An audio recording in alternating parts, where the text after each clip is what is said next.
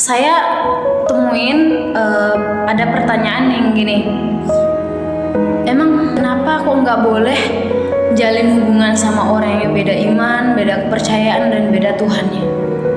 Dan pertanyaan ini seringkali muncul dari orang-orang yang tidak membaca Alkitab secara teliti, secara benar, bahkan mungkin tidak sering membaca Alkitab dan tidak memahami apa yang dibaca.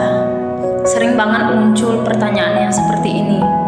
Dan hari ini aku mau jawab pertanyaan ini dan memberi pemahaman bagi kita semua. Alasan yang pertama, kenapa kita nggak boleh jalin hubungan sama orang yang beda iman sama kita?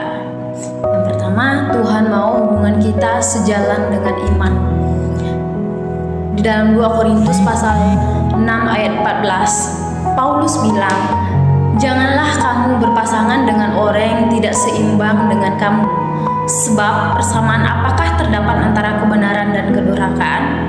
Atau bagaimanakah terang dapat bersatu dengan gelap? Yang artinya Tuhan ingin hubungan kita satu arah, bukan dua arah.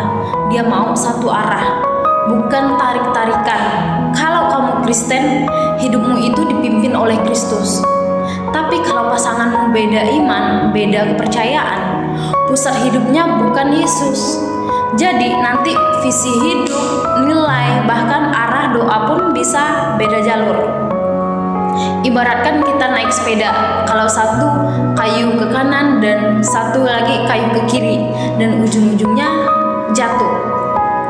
Alasan yang kedua, Tuhan mau pernikahan jadi gambaran kasih Kristus dan gereja. Di dalam Efesus pasal 5 ayat 25 sampai 32, Paulus menggambarkan pernikahan Kristen seperti relasi Kristus dan gereja. Itu hubungan yang sama-sama disatuin oleh kasih dan iman yang sama. Kalau salah satu nggak kenal Yesus, gimana bisa mencerminkan kasih itu dengan utuh? Gimana mereka mencerminkan kasih itu dengan utuh? Kasih sejati yang Tuhan maksud itu bukan cuman romantis doang, tapi rohani.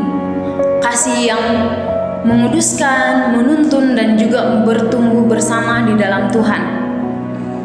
Alasan yang ketiga, realitanya beda iman atau beda kepercayaan sama dengan beda fondasi hidup. Kalau kamu Kristen, fondasi hidupmu adalah Yesus dan firman-Nya dalam Matius pasal 7 ayat ke-24. Jadi kalau pasanganmu enggak punya fondasi itu, maka keputusan, cara berpikir, dan prioritasnya juga pasti akan berbeda. Akan berbeda dengan kamu.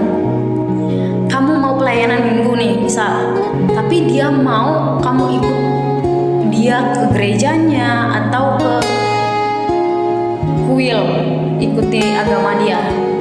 Dan kalau kamu mau didik anak dengan nilai Alkitab, dia maunya dengan ajaran agamanya.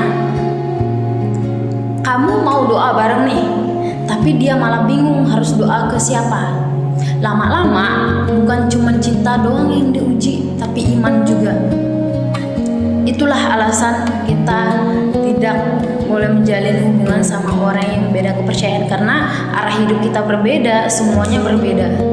Yang keempat, bukan karena Tuhan anti atau beda, tapi karena Tuhan sayang.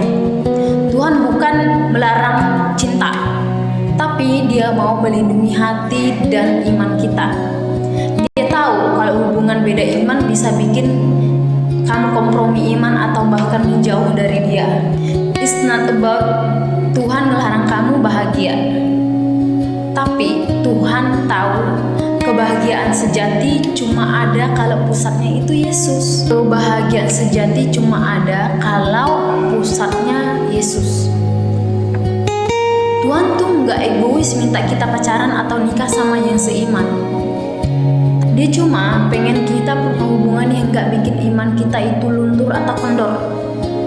Cinta boleh beda hobi, beda budaya, tapi jangan beda arah hidup, yaitu pusatnya Yesus.